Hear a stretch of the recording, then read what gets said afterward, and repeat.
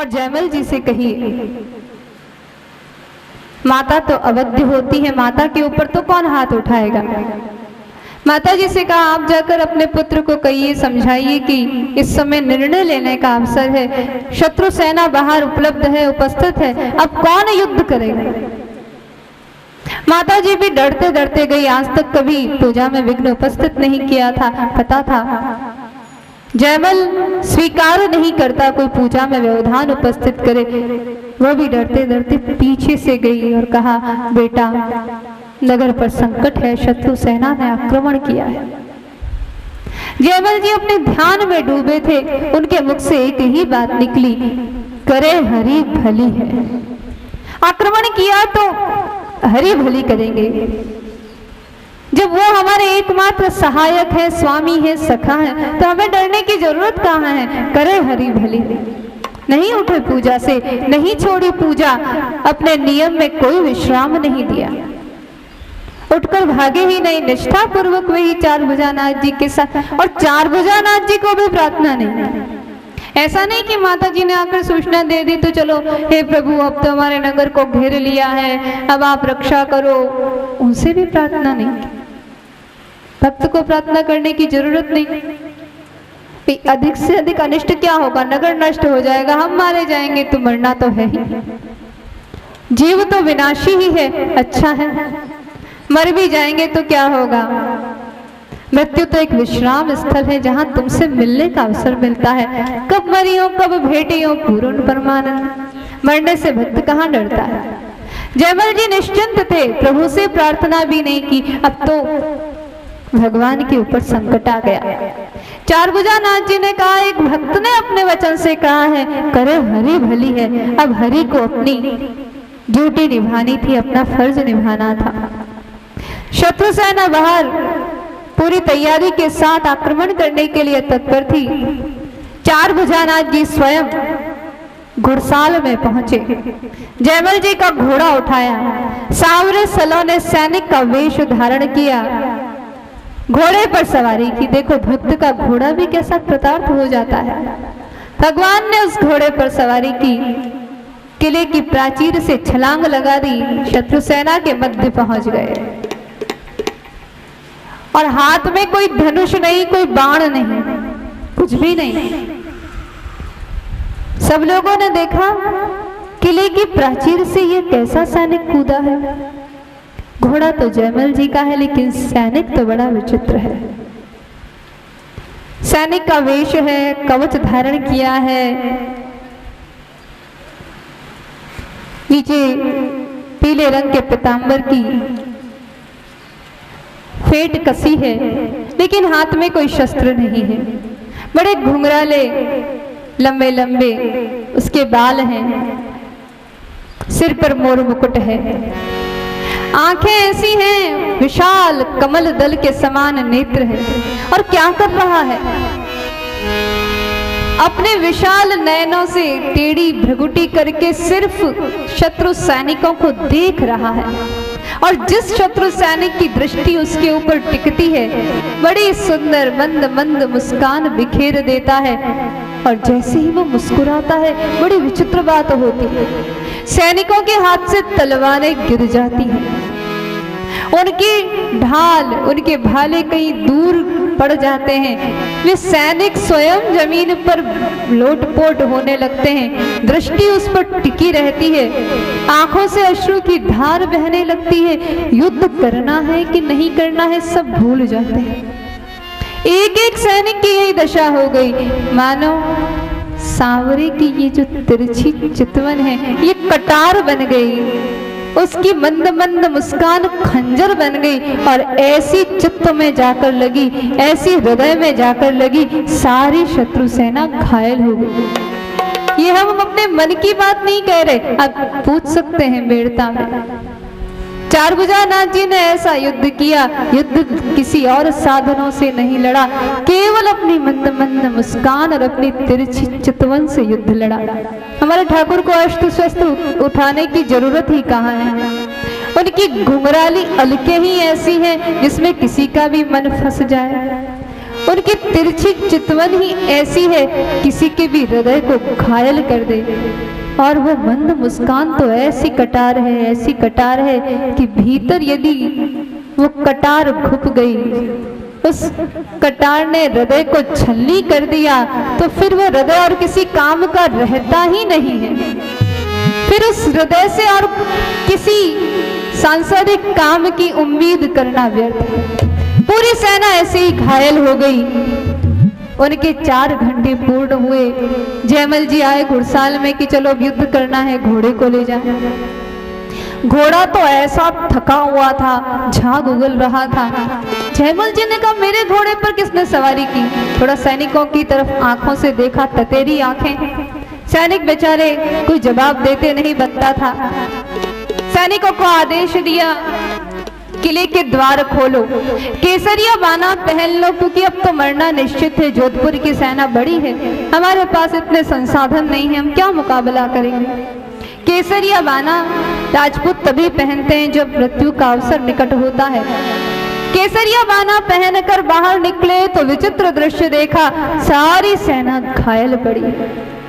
उनका वो शत्रु भाई वह भी घायल है। उसके पास जाकर बोले, किसने युद्ध किया? पूरी सेना को किसने घायल किया? ये कैसी बात है? उस भाई ने रोते रोते जयमल जी के पांव पकड़ लिए। भैया, अब युद्ध नहीं करना, अब राज्य का विस्तार नहीं करना, बस एक बार उस सांवरे सलोने सैनिक का मुखमंडल और देख लें। ये प्राण इसीलिए टिके हैं इस देह में कि एक बार उसे देखना चाहते हैं। जयमल जी कुछ समझे नहीं तो उसने कहा, किले की प्राचीर से तुम्हारे घोड़े पर बैठकर एक सांवरा सलोना सा सिपाही कूदा था और उसने अपनी तिरछी चितवन से, अपनी मंद मंद मुस्कान से हम सबको घायल किया। यहाँ जितनी सेना है ये किसी शस्त्र से, अस्त्र से, बाण से, कटार से घायल नहीं हुई, उसके दर्शन मात्र से घायल हुई है। बस एक बार उसकी सूरत और दिखा दो, बस एक बार उसके दर्शन और करा दो, अन्यथा अब तो प्राण निकलने को ही है। अब तो जयमल जी उन्होंने अपने उस शत्रु भाई के पांव को पकड़ लिया, उसको हृदय से लगाया। भैया, मैंने तो वर्षों तक सेवा की, 4 भुजा नाथ जी का दर्शन भी किया, लेकिन देखो 4 भुजा नाथ जी की कृपा देखो, तुम उनके यहाँ युद्ध भी लड़ने आए तो उन्होंने अपने दर्शनों से तुम लोगों को कृतार्थ किया। वो सांवरा सलोना सिपाही और कोई नहीं था, वो मेरे श्री कृष्ण ही थे, वो मेरे 4 भुजा नाथ ही थे। बोले भक्तवत्सल भगवान की जय हो। रक्षिष्यति इति विश्वास, वो रक्षा करेंगे ऐसा विश्वास मन में होना चाहिए। फिर तो उनको पुकारने की भी जरूरत कहाँ, वो अपना दायित्व समझकर खुद चले आते हैं। भक्तों के लिए कब कब नहीं आए, जब जब भक्तों ने पुकारा है भगवान आए हैं। रक्षिष्यति इति विश्वास। और इसके साथ भक्तों में एक विशेषता और भी होती है, कार्पण्य। अर्जुन जी ने यही तो कहा, कार्पण्य दोषो परत स्वभाव, दीनता। कोई भक्त अपने आप को महान नहीं कहता, दीनता का गुण होता है। आप कहेंगे कि दीनहीन बनना क्यों? क्योंकि हमारे परमात्मा का नाम ही दीन बंधु है, दीनानाथ है। भगवान को दीन अति प्रिय है। का को नाम पतित पावन जन, के अति दीन प्यारे, जाऊं कहां तजी चरण तिहारे। क्योंकि दीनों पर अनुग्रह करना इनका स्वभाव है। कैसी दीनता? बड़े से बड़ा भक्त हो, सूरदास जी जन्म के भक्त हैं, उद्धव जी के अवतार हैं सूरदास जी। और आप कहेंगे कि उद्धव जी को सूरदास जी क्यों बनना पड़ा? नित्य गोलोक की घटना है। एक बार श्री कृष्ण और राधा जी अपने नित्य निकुंज में पारस्परिक विहार में, पारस्परिक बातचीत में संलग्न थे और ललिता सखी द्वार पर उपस्थित थी। उद्धव जी आए भगवान से बातचीत करने के लिए। ललिता सखी ने रोक दिया, ये विहार का काल है, इस समय राधा माधव पारस्परिक चर्चा में लगे हुए हैं, इस समय जाना उचित नहीं है। उद्धव जी ने कहा, ललिता हम अंतरंग सखा हैं, हमें जाने से कौन रोक सकता है, हम भगवान के अति प्रिय सखा हैं। ललिता जी ने कहा, काल ठीक नहीं है। उद्धव जी को क्रोध आ गया। उन्होंने ललिता सखी से कहा, तुम्हें बड़ा अभिमान है कि तुम श्री जी की सखी हो, द्वार रक्षिका हो, जाओ, तुम्हें यवन के घर में जाकर कुछ समय रहना पड़ेगा। ललिता सखी को भी क्रोध आ गया। उद्धव, तुम्हें अपने ज्ञान का अभिमान है, ज्ञानी होते हुए भी अंधों जैसा व्यवहार करते हो, जाओ संसार में जन्म लोगे। दोनों की इस पारस्परिक लड़ाई को देखकर श्री जी और लाल जी दोनों बाहर आ गए। अब दोनों को ही अफसोस हुआ, कहाँ तुम नित्य गोलोक में निवास करने वाले, और दोनों ही आपस में क्रोध करके एक दूसरे को श्राप दे रहे हैं। तब श्री कृष्ण ने कहा, तुम दोनों ने जो कुछ किया उसमें मुख्य कारण मेरी इच्छा ही है, क्योंकि मेरे कई लीला रहस्य बड़े गुप्त रह गए, उनका प्रकाशन श्रीमद् भागवत में नहीं हुआ, अन्य पुराणों में नहीं हुआ। उन प्रसंगों का वर्णन उद्धव जी ने 6 महीने तक जो ब्रज में यात्रा की, ब्रज में अलग अलग जगहों पर गए, उद्धव जी ने गोपियों से, सखाओं से जो प्रसंग सुने हैं, उन गंभीर प्रसंगों का ज्ञान केवल उद्धव जी को ही है। ये घोर कलिकाल है, इसमें मेरी लीलाओं का, इन छुपे हुए रहस्यों का ज्ञान जीवों को होना चाहिए। इस निमित्त मैं चाहता था कि उद्धव इस धरती पर जन्म लें, इसीलिए मेरी ही इच्छा से मैंने ये निमित्त कारण उपस्थित किया। सूरदास जी ने अपने पदों में भगवान की जिन जिन लीलाओं का वर्णन किया है, वे सभी 100% सत्य है। वे वही लीला है जिनको उद्धव जी ने ब्रज यात्रा के समय गोपियों से, नंद बाबा से, यशोदा जी से, सभी सखाओं से, सखियों से सुना है। उन्हीं को उन्होंने 1.25 लाख पदों में निबद्ध किया।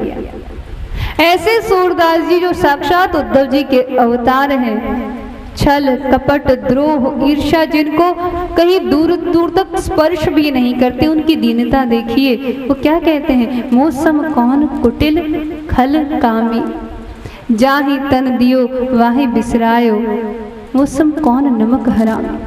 अब बताइए, सूरदास जी में ये सारे दोष हैं क्या? वो कुटिल हो सकते हैं, वो दुष्ट हो सकते हैं, जो स्त्री पुरुष के भेद को ही नहीं जानते, अखंड ब्रह्मचर्य का व्रत जिन्होंने धारण किया, वो कामी हो सकते हैं, वो नमक हरामी हो सकते हैं। लेकिन ये स्वयं ऐसा वर्णन क्यों करते हैं? क्योंकि जितने भक्त हैं, संत हैं, वो जीवों का प्रतिनिधित्व करते हैं। यदि वो दीनता का भाव नहीं रखेंगे तो उनका अनुसरण करने वाले जीव कहाँ से रखेंगे? यद्यदा चरति श्रेष्ठ तत्तद्देवे तरोजन सयत् प्रमाणम कुरुते लोकस्तदनु वर्तते। लोक शिक्षण के लिए जितने भी आचार्य हैं, वे ऐसी ही दीनता का भाव अपने लेखनी में, अपने श्लोकों में जाहिर करते हैं। तुलसीदास जी तो दीनता के सिंधु हैं। उन्होंने तो इतनी दीनता का परिचय दिया, जगह जगह पर उनकी दीनता देखने को मिलती है। जबकि भगवान के अनंत अनंत नामों को लेने वाले हैं, नाम जापकों में सर्वश्रेष्ठ हैं, तब भी अपने आप को किंकर कोह काम के, हम तो क्रोध काम उनके चाकर हैं, ऐसे स्वरूप में अपने आप को प्रदर्शित करते हैं। आद्य शंकराचार्य जी को लीजिए, 32 साल में समस्त शास्त्रों का विश्लेषण करके भगवत धाम जाने वाले शंकराचार्य जी जब भवान्याष्टकम लिखते हैं तो क्या लिखते हैं? कुकर्मी कुसंगी कुबुद्धि कुदास कुलाचारहीन कदाचार लीन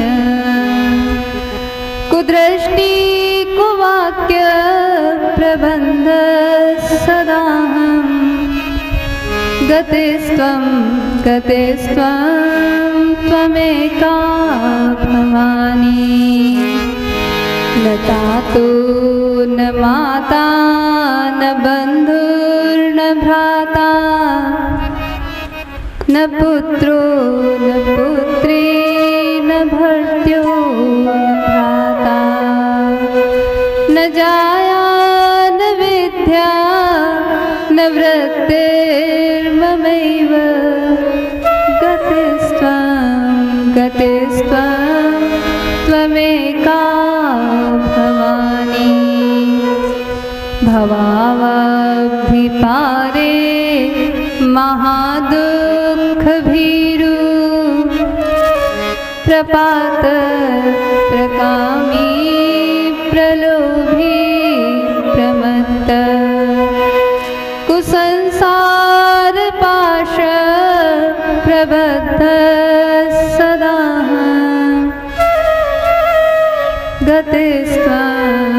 गतिस्त्वं त्वमेका भवानी अनाथो दरिद्रो जरारोगयुक्तो